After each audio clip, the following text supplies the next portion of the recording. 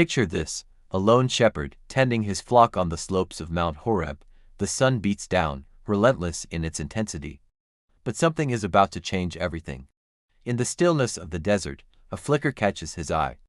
A bush, engulfed in flames, yet not consumed. The shepherd, Moses, approaches, his curiosity piqued. And then, a voice that would alter the course of history. Moses, Moses, the voice echoes across the barren landscape, carrying with it the weight of eternity. Moses, his heart pounding, responds, "Here I am.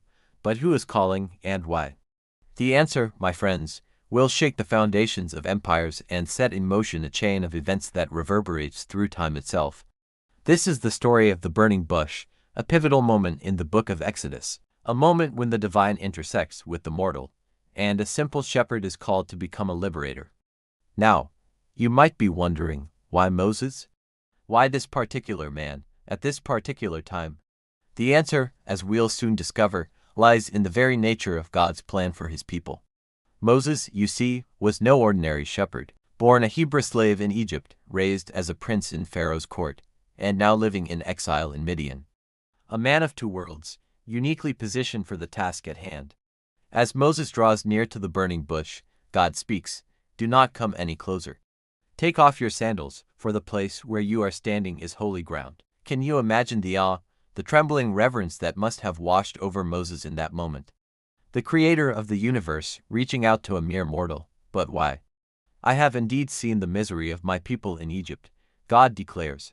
"I have heard them crying out because of their slave drivers, and I am concerned about their suffering." The Almighty, moved by the plight of his chosen people, is about to set in motion a plan of deliverance. And Moses, he's about to receive the shock of his life. "So now, go. I am sending you to Pharaoh to bring my people the Israelites out of Egypt." But here's where it gets interesting, folks. Moses, this man who's lived a life of privilege and exile, hesitates. Who am I that I should go to Pharaoh and bring the Israelites out of Egypt? It's a question that resonates through the ages. Who are we to take on seemingly impossible tasks? Who are we to challenge the status quo, to stand up to oppression and injustice? God's response: "I will be with you," for simple words that carry the weight of divine promise, for words that would sustain Moses through the trials to come, for words that remind us, even today, that we are never alone in our struggles.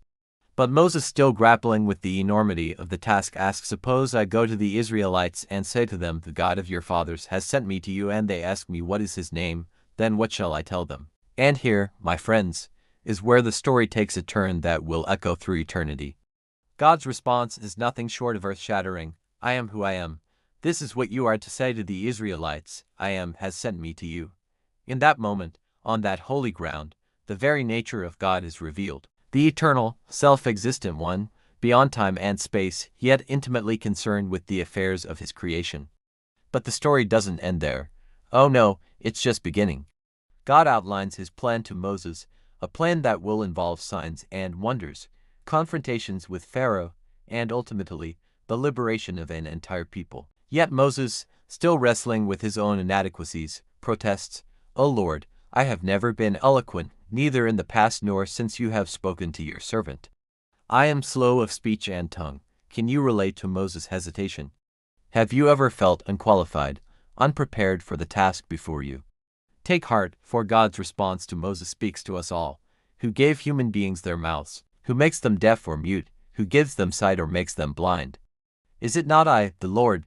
Now go, I will help you speak and will teach you what to say. It's a powerful reminder that our perceived weaknesses are no obstacle to God's plan.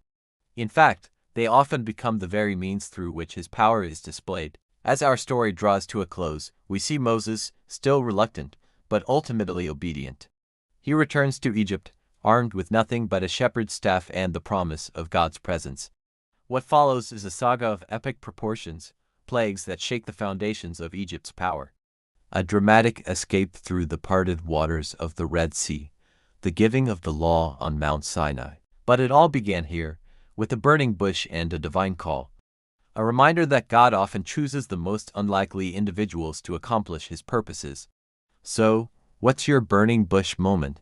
What impossible task is God calling you to? Remember, the same God who spoke to Moses speaks to us today. The same power that parted the Red Sea is available to you and me. Will you answer the call? Will you, like Moses, step out in faith, trusting not in your own abilities, but in the promise of God's presence? The choice, my friends, is yours, but know this: history is shaped by those who dare to say yes when God calls. As we close this chapter of our journey through the Bible, I want to remind you that there is so much more to explore. If you've been moved by this story, if you're hungry for more of God's Word, then I urge you to take action. Subscribe to our channel.